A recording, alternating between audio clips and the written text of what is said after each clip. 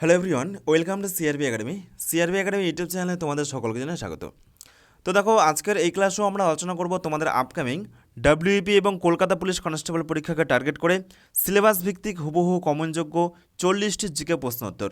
ওকে, তো দেখো আজকে এটি আমাদের জিকের প্র্যাকটিস সেট নম্বর 20, আর প্রত্যেক দিন সকাল 7টায় তোমরা কিন্তু আমাদের এই চ্যানেলে এই সমস্ত জিকের প্র্যাকটিস সেটগুলো পেয়ে যাবে।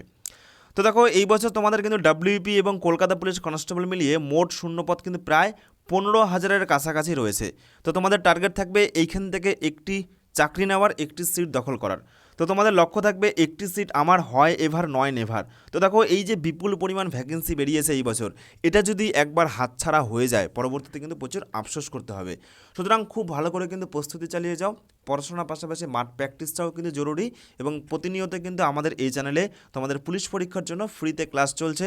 প্রত্যেকদিন সকাল 7টায় আমাদের জিকের প্র্যাকটিস সেট, এছাড়া দুপুর 3টায় রিজনিং করাচ্ছেন পবন স্যার, রাত 8টায় ম্যাথের ক্লাস হচ্ছে। তোমরা কিন্তু এই ক্লাসগুলো অবশ্যই ফলো করবে। ওকে, তো দেখো শুরু করছি আজকের এই জিকের প্র্যাকটিস সেট। দেখো আজকের প্রথম প্রশ্ন কী রয়েছে, এই বছর অলিম্পিকে ভারতের পতাকা বহনকারী হচ্ছেন কে?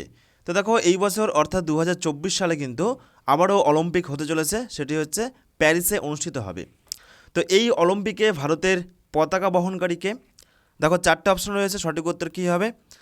তো দেখো, এই প্রশ্ন সঠিক উত্তর হয়ে যাবে, এই বছর অলিম্পিকে ভারতে পতাকা বহনকারী হচ্ছেন শরৎ কমল। অপশন সি হয়ে যাবে এই প্রশ্নের সঠিক উত্তর। ওকে ফ্রেন্ডস, এরপর দেখো নেক্সট 2 নম্বর প্রশ্ন, সম্প্রতি চন্দ্র মিশনের উদ্দেশ্যে কিকিয়াও 2 এই স্যাটেলাইট লঞ্চ করলো কোন দেশ?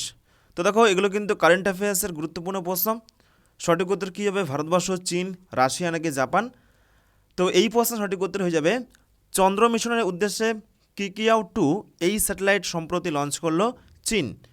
অপশন বি হয়ে যাবে এই প্রশ্নের সঠিক উত্তর। ওকে, তো এরপর দেখো নেক্সট আরেকটি গুরুত্বপূর্ণ কারেন্ট অ্যাফেয়ার্সের প্রশ্ন, সম্প্রতি এশিয়ার বৃহত্তম টিউলিপ ফুলের বাগান এটি চালু হলো কোথায়? আমাদের ভারতবর্ষে কোথায়? তো দেখো, এই যে টিউলিপ ফুলের বাগানের ছবি। ওকে, তো দেখো এই যে এই বাগান, এটি সম্প্রতি কোথায় চালু হলো? এটি কিন্তু গোটা এশিয়ার সবথেকে বড় টিউলিপ ফুলের বাগান। তো সঠিক উত্তর হয়ে যাবে আমাদের ভারতবর্ষের শ্রীনগরে। অপশন ডি হয়ে যাবে এই প্রশ্নের সঠিক উত্তর।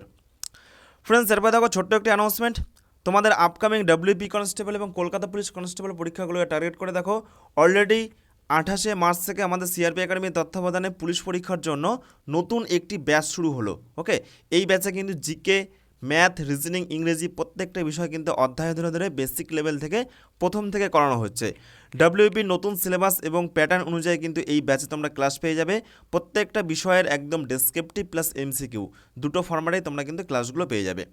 তো দেখো, আমাদের এই ব্যাচের কোর্স ফি রয়েছে মাত্র 599 টাকা। এটা কিন্তু ওয়ান টাইম পেমেন্ট, মাসিক কোনো রকম ফিজ বা বেতন নেই। ওকে, সব থেকে কম কোর্স ফিতে কিন্তু ভর্তির সুযোগ থাকছে।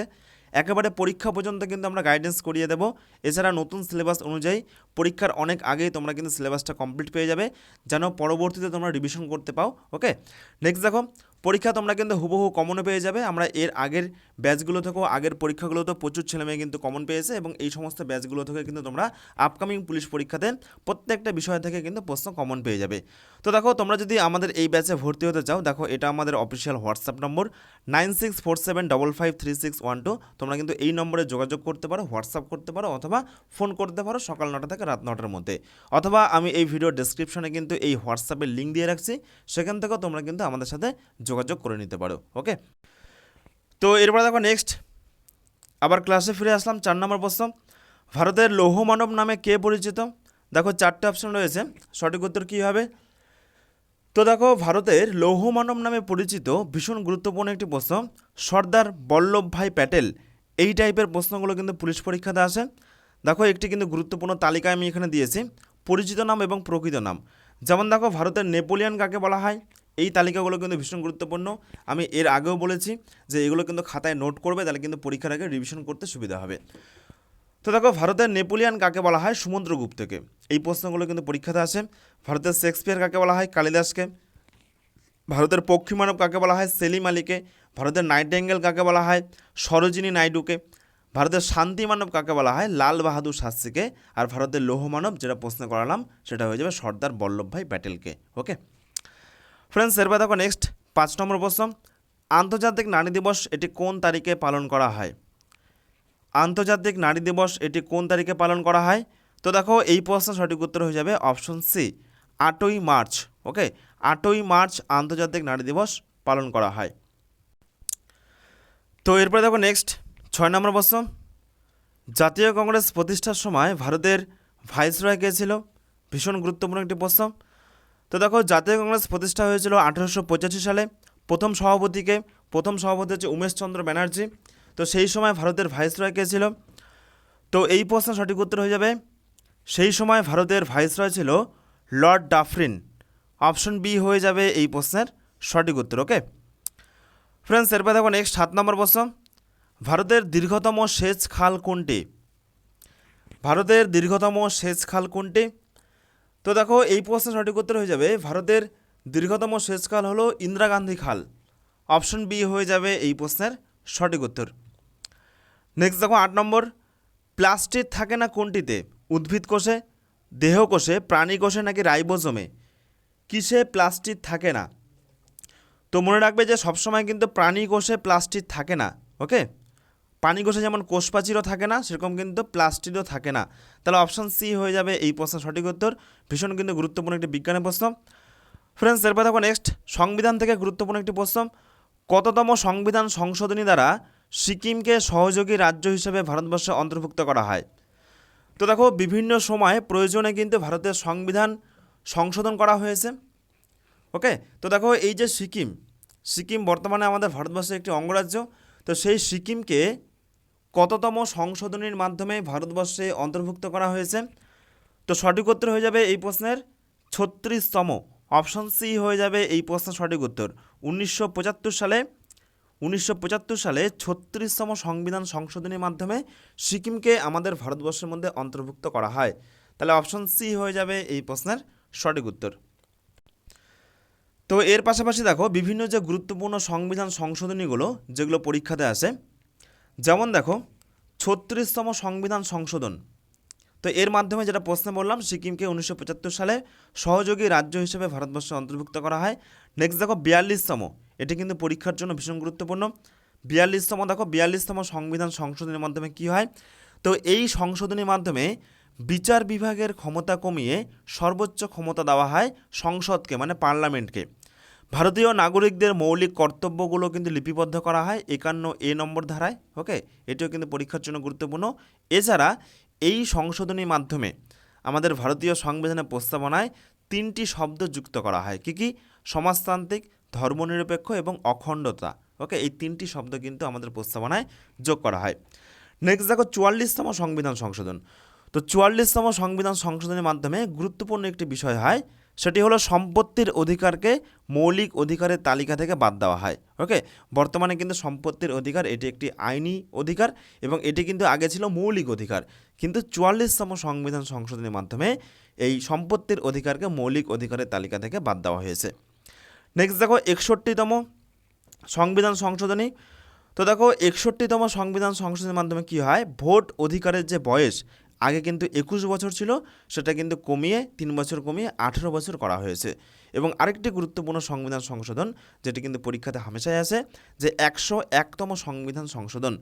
তো এর মাধ্যমে কি হয়, এর মাধ্যমে এই যে বর্তমানে যে GST bill, goods and service tax, এই বিলটা কিন্তু প্রবর্তন হয়। ওকে, তাহলে সংবিধান সংশোধন থেকে কিন্তু এই প্রশ্নগুলো পরীক্ষাতে আসে, তালিকা করে দিয়েছি, অবশ্যই খাতায় নোট করে রাখবে।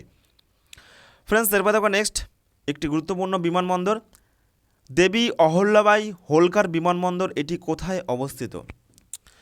দেবী অহল্যাবাই হোলকার বিমানবন্দর, তো সঠিক উত্তর হয়ে যাবে এটি কিন্তু ইন্দোরে অবস্থিত। কোথায়? ইন্দোর। অপশন ডি হয়ে যাবে এই প্রশ্নের সঠিক উত্তর। তো দেখো বিভিন্ন যে গুরুত্বপূর্ণ বিমানবন্দরগুলো রয়েছে এগুলো কিন্তু পরীক্ষাতে আসে, যে কোন বিমানবন্দর কোথায় অবস্থিত।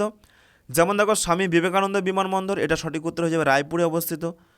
রাজীব গান্ধী আন্তর্জাতিক বিমানবন্দর, এটা হয়ে যাবে হায়দ্রাবাদে অবস্থিত। বিরসা মুন্ডা বিমানবন্দর, এটি হয়ে যাবে রাঁচিতে অবস্থিত। বীর সাভারকার আন্তর্জাতিক বিমানবন্দর, এটি হয়ে যাবে পোর্ট ব্লেয়ারে অবস্থিত। ছত্রপতি শিবাজী আন্তর্জাতিক বিমানবন্দর, এটি হয়ে যাবে মুম্বাইতে অবস্থিত। নেতাজি সুভাষচন্দ্র বসু আন্তর্জাতিক বিমানবন্দর, এটি হয়ে যাবে আমাদের কলকাতাতে অবস্থিত। ইন্দিরা গান্ধী হয়ে যাবে নিউ দিল্লিতে, এবং লাল বাহাদুর শাস্ত্রী বিমানবন্দর এটি হয়ে যাবে বারাণসীতে অবস্থিত। ওকে, তাহলে এই যে বিভিন্ন বিমানবন্দরের যে তালিকা, কোনটি কোন লোকেশনে অবস্থিত, এগুলো কিন্তু পরীক্ষার জন্য, তোমাদের আপকামিং বিভিন্ন পুলিশ পরীক্ষার জন্য ভীষণ গুরুত্বপূর্ণ। ফ্রেন্ডস, এরপর দেখো নেক্সট, ভারতবর্ষের প্রথম জ্ঞানপীঠ পুরস্কার প্রাপ্ত পুরুষের নাম কি? তো দেখো এই যে জ্ঞানপীঠ পুরস্কার, এই জ্ঞানপীঠ পুরস্কার কোন ক্ষেত্রে দেওয়া হয়? এই জ্ঞানপীঠ পুরস্কার কিন্তু দেওয়া হয় সাহিত্য ক্ষেত্রে। আমাদের ভারতীয় সাহিত্য ক্ষেত্রের গুরুত্বপূর্ণ একটি পুরস্কার হলো জ্ঞানপীঠ পুরস্কার। তাহলে প্রথম এই জ্ঞানপীঠ পুরস্কারটা কে পেয়েছে? তো দেখো এই প্রশ্নের সঠিক উত্তর হয়ে যাবে জি শঙ্কর কুরুপ। অপশন সি হয়ে যাবে এই প্রশ্নের সঠিক উত্তর। এবং এইখান থেকে আরেকটি প্রশ্ন পরীক্ষাতে হয় যে প্রথম কোন মহিলা জ্ঞানপীঠ পুরস্কার পেয়েছেন? তো মহিলার কথা হলে হয়ে যাবে আশাপূর্ণা দেবী। ওকে, প্রথম মহিলা জ্ঞানপীঠ পুরস্কার প্রাপকের নাম আশাপূর্ণা দেবী, আর প্রথম পুরুষ জ্ঞানপীঠ পুরস্কার প্রাপকের নাম জি শঙ্কর কুরুপ। ফ্রেন্ডস, এরপর দেখো নেক্সট 12 নম্বর প্রশ্ন কী রয়েছে, ভারতের প্রথম সার্বভৌম সম্রাটকে? তো দেখো আমরা এতদিন জেনে এসেছিলাম যে বাংলার প্রথম সার্বভৌম সম্রাট শশাঙ্ক, ঠিক তেমনিভাবে কিন্তু আমাদের ভারতের প্রথম সার্বভৌম সম্রাটকে? সঠিক উত্তর হয়ে যাবে মহাপদ্মনন্দ। ওকে, অপশন ডি হয়ে যাবে এই প্রশ্নের সঠিক উত্তর। নেক্সট দেখো 13, অস্থি সম্পর্কিত বিদ্যাকে কি বলা হয়? অস্থি সম্পর্কিত বিদ্যাকে কি বলা হয়? তো দেখো অস্থি সম্পর্কিত বিদ্যাকে বলা হয়, সঠিক উত্তর হয়ে যাবে অস্টিওলজি। অপশন ডি হয়ে যাবে এই প্রশ্নের সঠিক উত্তর। নেক্সট দেখো 14, সিন্ধু সভ্যতার বেশিরভাগ সিলমোহরের নিচের কোন প্রাণীটি খোদাই করা হয়েছে বা খোদাই করা পাওয়া গিয়েছে? তো দেখো সিন্ধু সভ্যতা থেকে গুরুত্বপূর্ণ একটি প্রশ্ন। তো কিন্তু এখন বর্তমানে কিন্তু এই টাইপের একটু মডারেট প্রশ্নগুলো পুলিশ পরীক্ষাতে আসবে, এই টাইপের একটু ট্রিকি প্রশ্নগুলো কিন্তু পুলিশ পরীক্ষাতে আসবে। ওকে, কারণ দিন দিন কিন্তু পুলিশ পরীক্ষার কম্পিটিশনও বাড়ছে, সুতরাং এই টাইপের প্রশ্নগুলোর সাথে কিন্তু তোমাদের পরিচিত হতে হবে। এই টাইপের প্রশ্নগুলো কিন্তু এখন থেকে গুরুত্বপূর্ণ। দেখো প্রশ্ন কি বলেছে, যে সিন্ধু সভ্যতায় বেশিরভাগ যে সিলমোহরগুলো পাওয়া গেছে, এই যে বিভিন্ন সিলমোহরগুলো পাওয়া গিয়েছে মাটি খোদাই করে, তো সেই সিলমোহরে কোন প্রাণীটির ছবি সব থেকে বেশি পাওয়া গিয়েছে? হাতির ছবি, বাঘের ছবি, ইউনিকর্নের ছবি, নাকি ঘোড়ার ছবি?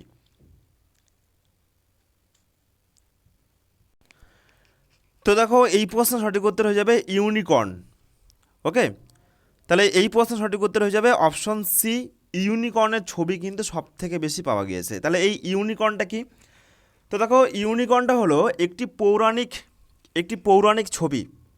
এটি একটি পৌরাণিক প্রাণীর ছবি, যা গ্রিক এবং রোমান থেকে ভারতীয় উপমহাদেশে কিন্তু এসেছে। ওকে, তো এটা কিন্তু একটি পৌরাণিক ছবি। তো এর পাশাপাশি মনে রাখবে যে সিন্ধু সভ্যতা এটি কে আবিষ্কার করেছিল, কত সালে? তো দেখো সিন্ধু সভ্যতা 1921 সালে দয়ারাম সাহানি তিনি কিন্তু আবিষ্কার করেছিলেন। ওকে, নেক্সট দেখো 15 নম্বর প্রশ্ন, অস্ট্রেলিয়ার পার্লামেন্টের নাম কি? অস্ট্রেলিয়ার পার্লামেন্টের নাম কি? তো দেখো অস্ট্রেলিয়ার পার্লামেন্ট সঠিক উত্তর হয়ে যাবে ফেডারাল। অপশন বি হয়ে যাবে এই প্রশ্নের সঠিক উত্তর। নেক্সট দেখো 16 নম্বর প্রশ্ন কী রয়েছে, গাড়ির ব্যাটারিতে কোন অ্যাসিড ব্যবহার করা হয়? দেখো বিজ্ঞান থেকে কিন্তু গুরুত্বপূর্ণ একটি প্রশ্ন। তো দেখো গাড়ির ব্যাটারিতে সঠিক উত্তর হয়ে যাবে সালফিউরিক অ্যাসিড ব্যবহার করা হয়। কোন acid? Sulphuric acid. Option C হয়ে যাবে এই প্রশ্নের সঠিক উত্তর। নেক্সট দেখো 17, ভারতের সার্বভৌমিকতা, একতা এবং সংহতিকে সমর্থন ও সংরক্ষণ হলো রাষ্ট্রের একটি নির্দেশমূলক নীতি, একটি সংসদীয় আইন, একটি মৌলিক কর্তব্য, নাকি সুপ্রিম কোর্টের একটি নির্দেশ? তো দেখো ভীষণ কিন্তু গুরুত্বপূর্ণ একটি সংবিধানের প্রশ্ন, একটু মডারেট লেভেলের প্রশ্ন। ভারতের সার্বভৌমিকতা কী বলেছে? দেখো ভারতের সার্বভৌমিকতা, তারপরে একতা, তারপরে সংহতিকে সমর্থন ও সংরক্ষণ, তো এগুলো কি? তো এগুলো কিন্তু মৌলিক কর্তব্যের মধ্যে পড়ছে। অপশন সি হয়ে যাবে এই প্রশ্নের সঠিক উত্তর। ফ্রেন্ডস, এরপর দেখো নেক্সট 18 নম্বর প্রশ্ন, এই যে টিব্বার ছবি, এটা টিব্বা একটি ভূমিরূপ, তো এটি কি? এটি মরু অঞ্চলের একটি লবণাক্ত হ্রদ, নাকি এটি একটি বালির পাহাড়, নাকি এটি একটি পাথুরে অঞ্চল, নাকি কোনোটি নয়? তো তোমরা দেখবে লাস্ট পুলিশ পরীক্ষাগুলোতে কিন্তু এই টপিক থেকে প্রশ্ন আসছে যে কোন ভূমিরূপ কী দিয়ে সৃষ্টি হয়েছে বা কোনটি কোন ভূমিরূপ, এই টাইপের প্রশ্নগুলো কিন্তু। ওকে, সুতরাং এগুলো কিন্তু ভীষণ গুরুত্বপূর্ণ প্রশ্ন।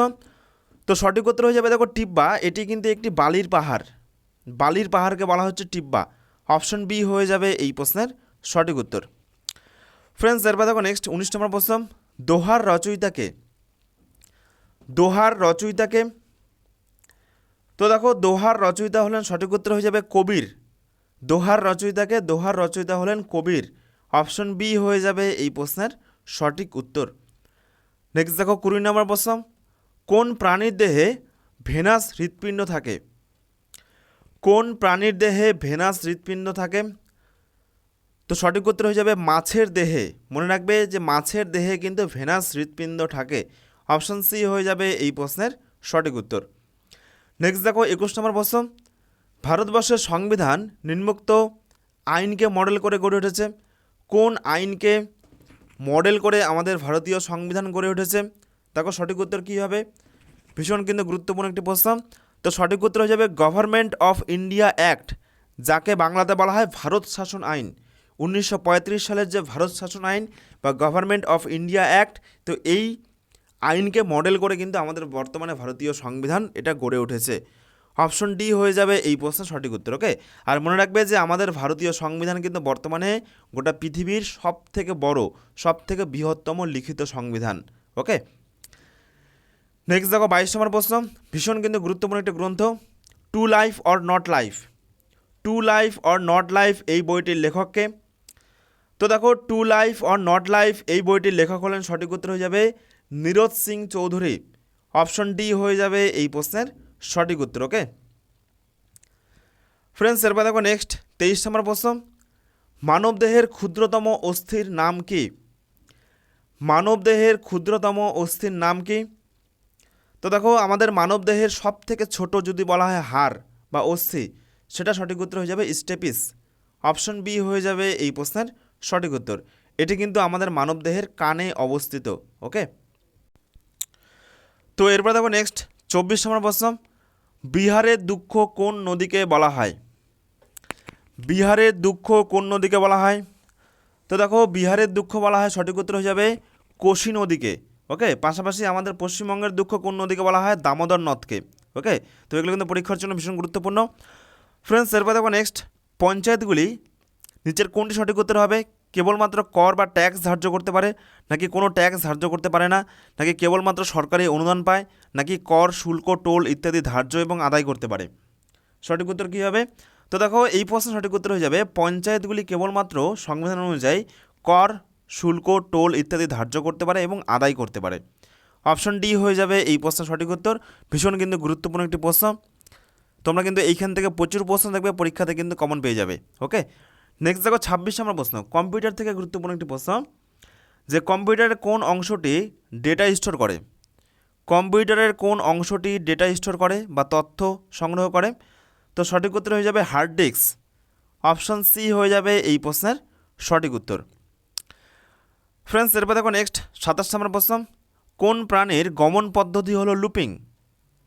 কোন প্রাণীর গমন পদ্ধতি হলো লুপিং? তো দেখো সঠিক উত্তর হয়ে যাবে এই প্রশ্নের হাইড্রা। অপশন বি হয়ে যাবে এই প্রশ্নের সঠিক উত্তর। ওকে, নেক্সট দেখো 28 নম্বর প্রশ্ন, ইউক্রেনের চেরনোবিলের পরিবেশ দুর্ঘটনা কত সালে হয়েছিল? তো দেখো আমরা কিন্তু এর আগের মক টেস্টে আলোচনা করেছিলাম যে ভোপাল গ্যাস দুর্ঘটনা কত সালে হয়েছিল, কোন গ্যাসের জন্য হয়েছিল। তো দেখো আজকেও কিন্তু সেই টাইপেরই একটি গুরুত্বপূর্ণ প্রশ্ন, যে ইউক্রেনে যে চেরনোবিল পরিবেশ দুর্ঘটনা হয়েছিল, ভীষণ কিন্তু গুরুত্বপূর্ণ প্রশ্ন। প্রচুর লোক কিন্তু মারা যায়, মোটামুটি প্রথম অবস্থায় 4 জন, দেখো পরবর্তীতে কিন্তু এখানে রয়েছে এই ইনফরমেশনগুলো, এগুলো আলোচনা করে দেবো।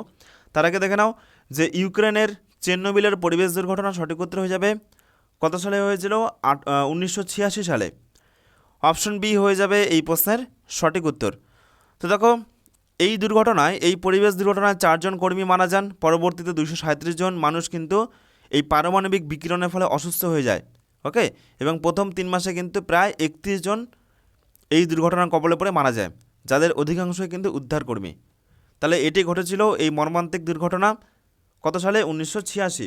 ভীষণ কিন্তু গুরুত্বপূর্ণ একটি প্রশ্ন।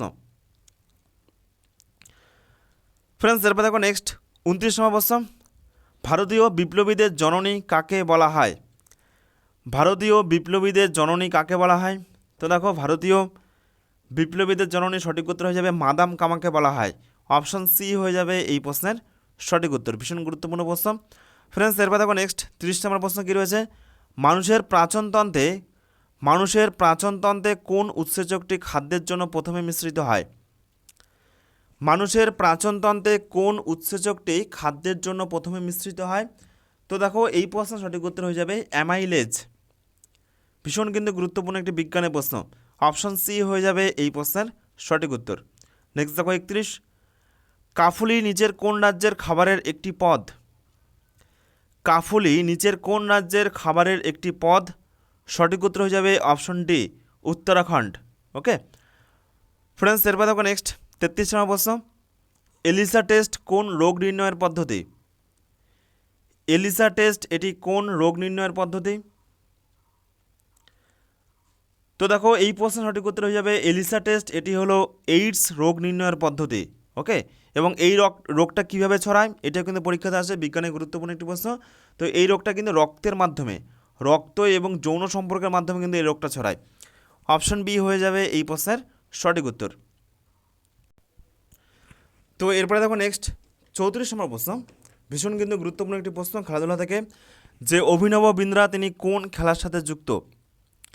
অভিনব বিন্দ্রা তিনি কোন খেলার সাথে যুক্ত? টেবিল টেনিস, শুটিং, তীরন্দাজ নাকি জ্যাভলিন থ্রো? তো দেখো এই প্রশ্নের সঠিক উত্তর হয়ে যাবে অভিনব বিন্দ্রা তিনি হলেন শুটিং খেলার সাথে যুক্ত। অপশন বি হয়ে যাবে এই প্রশ্নের সঠিক উত্তর। নেক্সট দেখো 35, ভারতীয় রুপি, এই যে ভারতীয় রুপি যে চিহ্নটা রয়েছে এই চিহ্নটাকে ডিজাইন করেছে কে? তো এই যে এই চিহ্নটা রয়েছে ভারতীয় রুপির চিহ্ন, তো এই চিহ্নটাকে ডিজাইন করেছে কে? ভীষণ কিন্তু গুরুত্বপূর্ণ একটি প্রশ্ন। তো দেখো এই প্রশ্নের সঠিক উত্তর কী হবে? এই প্রশ্নের সঠিক উত্তর হয়ে যাবে উদয় কুমার। অপশন এ হয়ে যাবে এই প্রশ্নের সঠিক উত্তর। নেক্সট দেখো 36, এনসিআরবি, এনসিআরবি এর পুরো নাম কি?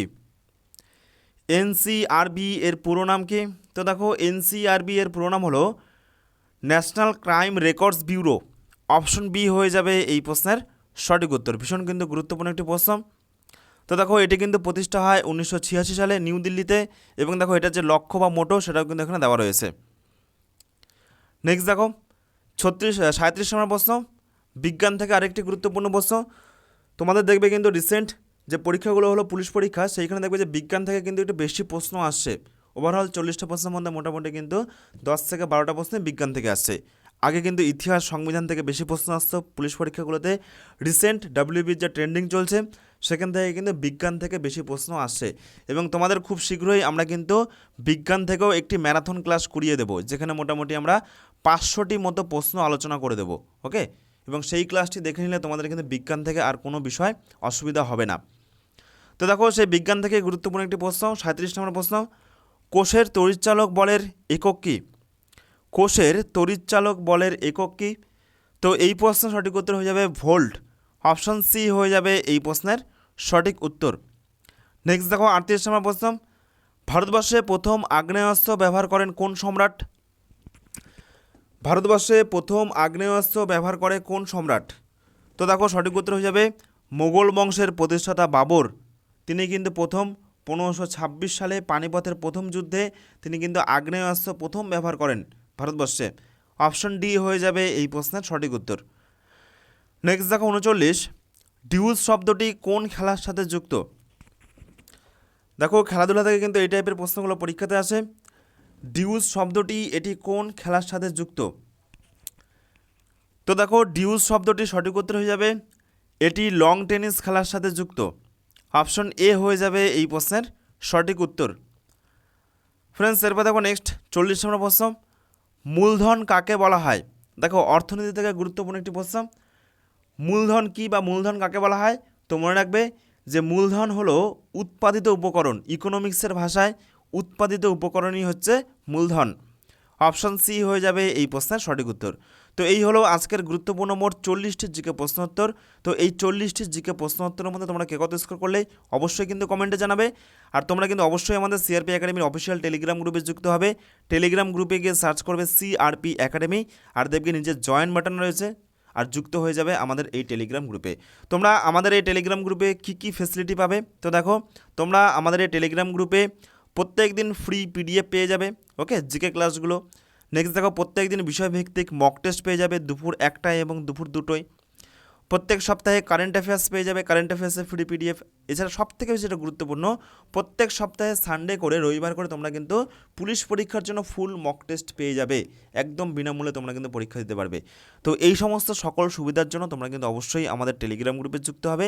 টেলিগ্রাম গ্রুপের লিঙ্ক আমি ভিডিওর ডেসক্রিপশনেও দিয়ে রাখবো, সেখান থেকেও তোমরা কিন্তু যুক্ত হয়ে যেতে পারো।